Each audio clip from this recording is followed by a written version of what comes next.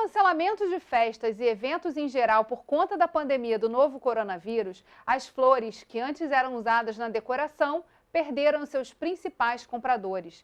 Em todo o país, o prejuízo chegou a mais de R$ 1 bilhão e mais de 80% da produção foi para o lixo. No estado do Rio, essa perda chegou a R$ 100 milhões. Para conter os impactos dessa crise no setor de flores, instituições e produtores se uniram na busca por soluções e alternativas capazes de incentivar e estimular o consumo em todo o estado. No Rio em Foco, que começa agora, vamos descobrir quais são essas iniciativas e como os produtores continuaram trabalhando de forma segura, respeitando o distanciamento social e as medidas sanitárias no combate à Covid-19. Vem com a gente.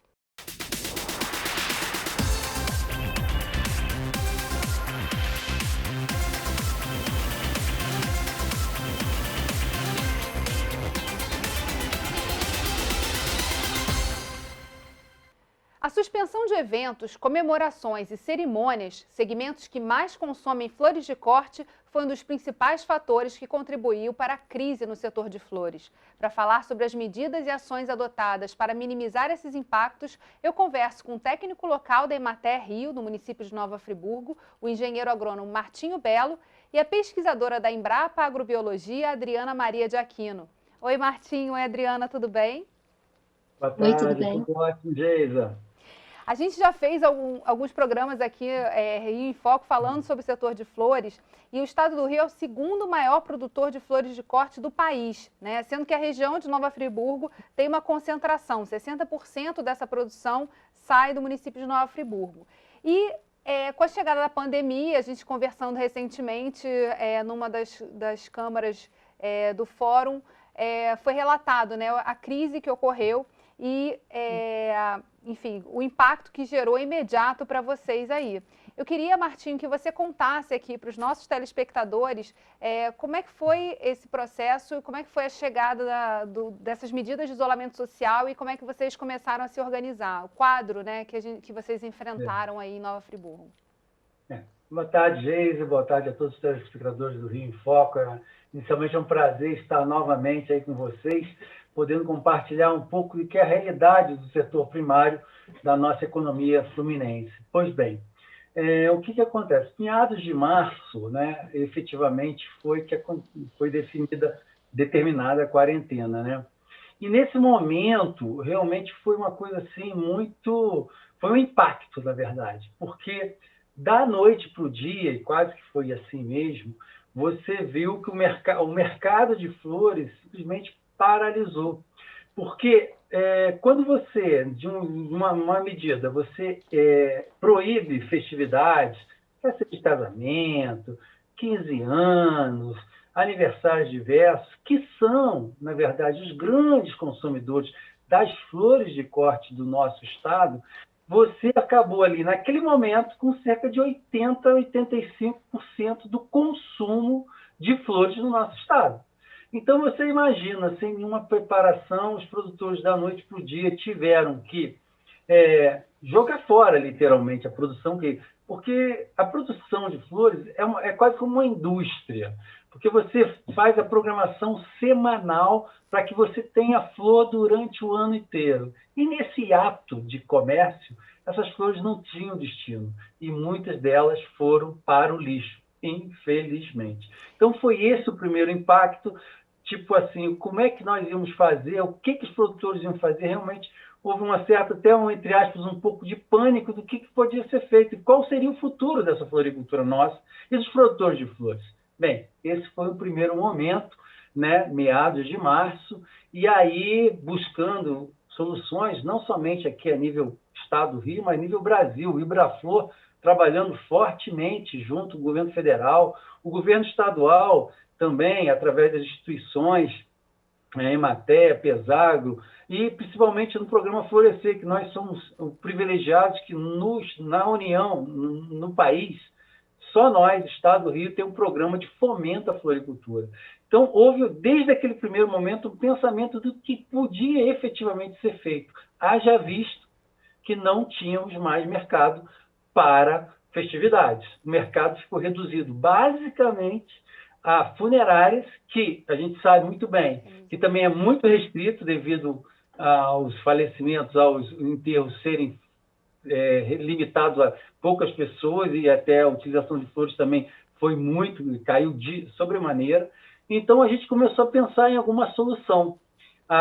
E a primeira solução, o primeiro norte que nós conseguimos visualizar foi o Dia das Mães. O Dia das Mães basicamente é o Natal da floricultura. É a data que se mais consome flores no país. E aí, a gente conseguiu ver mais à frente, isso era meados de março, então, em abril teria o Dia das Mães, e a gente teria que efetivamente fazer alguma ação que minimamente conseguíssemos, não digo resolver o problema, porque você, de uma hora para outra, ter 80%, quase 90% do mercado subtraído, você não consegue resolver num dia pontual como o Dia das Mães. Mas foi um alento naquele momento, ou seja, nós vamos fazer uma campanha direcionada ao Dia das Mães para que o povo, para que o público começasse a consumir mais flores. E assim foi feito uma ação, né, que se quiser eu posso até detalhar agora, não sei se você vai perguntar mais à frente. Me conta daqui a pouco. Uma das coisas importantes, né, é justamente esse diálogo e o trabalho conjunto de várias instituições que compõem que dão suporte a esse programa Florescer e aí desenvolvem também seus projetos. Uma das coisas que você falou, que eu acho importante ressaltar, né, já existe uma encomenda feita, você já tem uma ideia de quanto vocês vão precisar de produção distribuída ao longo do ano. Então, imagino que uma interrupção como essa, que aconteceu na pandemia, que foi de repente, abruptamente, deve ter gerado aí consequências muito graves. Mas você já apontou uma coisa muito interessante, que foi justamente a criação de uma oportunidade vislumbrada em conjunto, que foi o Dia das Mães. Eu queria que a Adriana contasse um pouquinho para a gente também como é que funcionou esse processo de articulação, como é que esse diálogo, que já acontecia, de certa forma, no dia a dia, se intensificou nesse primeiro momento de crise, né? Como vamos resolver esse tema? E como é que vocês também da Embrapa atuaram em conjunto com o Estado? Então, esse movimento todo para a gente, a nível de Embrapa, começou muito a nível individual, né? Por exemplo, eu e uma colega, uma amiga minha lá da Fazenda Rio Grande, agricultora, a gente se incomodou muito com a situação, né? E aí a gente criou um grupo chamado Eu Quero Ajudar. E aí a gente reuniu 30 pessoas nesse grupo. E esse grupo tinham pessoas assim da Universidade Federal do Rio, tinham pessoas da Embrapa, de várias unidades da Embrapa, Embrapa Solos, Embrapa Agroindústria de Alimentos, Embrapa Agrobiologia, Embrapa Cocais lá no Maranhão, Embrapa Tabuleiros Costeiros lá do Sergipe, sabe, gente, tudo quanto é lugar. E aí também aqui de Friburgo, né, tinha pai, tinha várias pessoas também, tudo colaborando, né. E aí a gente conseguiu arrecadar um recurso que a gente pudesse dar cesta básica para eles, né. Então nós demos cesta básica para 30 pessoas, demos também máscaras e também álcool gel, né. Só que isso aí como o pessoal da CEF sempre falou para mim. Isso aí é você dar você dá o peixe, não é dar o anzol, né? Entendeu? E aí surgiu um outro projeto a partir disso aí, né? Que foi bem bacana, chamado Florescer, né? Porque a ideia era que os agricultores de Vargem Alta eles se agregassem valor à sua produção, no sentido que eles pudessem estar promovendo a venda dos seus produtos online, entendeu? Aí surgiu as floristas de amparo. As floristas de amparo foi fundamental nesse processo, por quê? Elas, então, se reuniram. Então, hoje, como é que está funcionando lá? Elas têm 12 pessoas que elas pegaram, assim, da sociedade, que estavam à minha margem, porque perderam seus empregos por causa da pandemia, e aí eles absorvem essas flores lá de Vargem Alta, fazem buquês, e aí tem assinaturas mensais, semanais, assinaturas que você pode fazer assinatura a nível individual, a nível de comércio, tem várias possibilidades, sabe? E aí a gente teve também uma pessoa muito interessante que treinou essas floristas e elas são capazes hoje de fazer seus buquês. Agora, essa logística de entrega também teve que ser trabalhada para que as flores chegassem aos consumidores. Isso, para a construção dessa logística, houve também uma coordenação de esforços das instituições, uma participação ajudando a dar estrutura a esse processo? Na verdade, foi uma verdadeira aventura. O que acontece? Imagina só você tem os produtores, imagina, eles produzem assim dúzias e dúzias, milhões de dúzias de rosa, milhões de maços de crisântemo, e eles pegam aqueles produtos, colocam no caminhão e levam para o CADEG. No CADEG vem o decorador, vem o cliente, pega e consome aquilo. E o que acontece? No Dia das Mães, como a Adriana está falando, o que se tem que vender? Não se vende um maço de dúzias de rosa, até pode um maço, mas um maço de 5 dúzias, ou crisântemo. Não se faz isso. Você faz um arranjo. Pois bem, o produtor, ele não tem essa capacitação. E aí, realmente, foi bastante interessante o Vamos Florir, do Amparo, porque deu essa capacitação a algumas mulheres e elas trabalharam essas flores e houve uma distribuição. A ACIANF foi fundamental nesse processo, a Associação Comercial Industrial de Nova Friburgo, na distribuição. Depois eu conto um pouco antes do evento em si, da distribuição e comercialização, que houve uma campanha antes a essa. Mas, enfim, na comercialização em si, nós tivemos que, basicamente, trabalhar a capacitação intensa com algumas mulheres de produtores para fazer o buquê. E você imagina só, a Secretaria de Estado da Agricultura disponibilizou um canal para o estado todo, jogadoras do time de vôlei da seleção brasileira fazendo divulgação. Aquilo foi uma verdadeira loucura. Você sabe o que é uma loucura? De ligar um atrás do outro, e o produtor, tadinho do produtor, ele estava lá sozinho, e aí depois entrou a Cianf apoiando, porque nós vendemos uns 500 buquês nesse processo.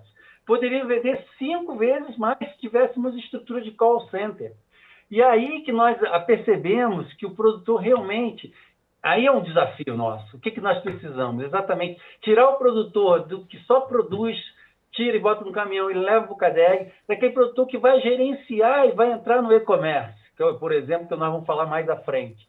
Então, essa foi a grande aventura. A Emater entrou, eu entrei no meio do processo, os colegas da Emater entraram no meio do processo exatamente para tentar viabilizar isso, porque uma coisa é você fazer o arranjo, fazer o pedido e fechar, e outra coisa é chegar no Rio e fazer a distribuição, num período curto, com Covid, com risco de lockdown no Rio. Foi uma verdadeira loucura. A gente estava na quinta-feira montando os arranjos, fazendo os roteiros, quando a presidente da Emater me liga: Martim, pode ter lockdown na sexta. Vocês têm que antecipar isso.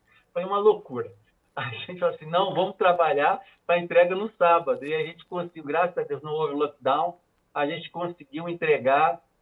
Teve alguns problemas pontuais, natural, com a quantidade de pedidos, mais de 300 clientes que nós conseguimos atender, mas foi uma experiência assim, muito valorosa. E a gente tira dessa experiência a necessidade de nós nos capacitarmos, nós, falando eu como produtor, se fosse o caso, né, para a gente conseguir vencer e conseguir atender, porque no Dia das Mães, isso não foi só no estado do Rio de Janeiro, não, foi no Brasil inteiro.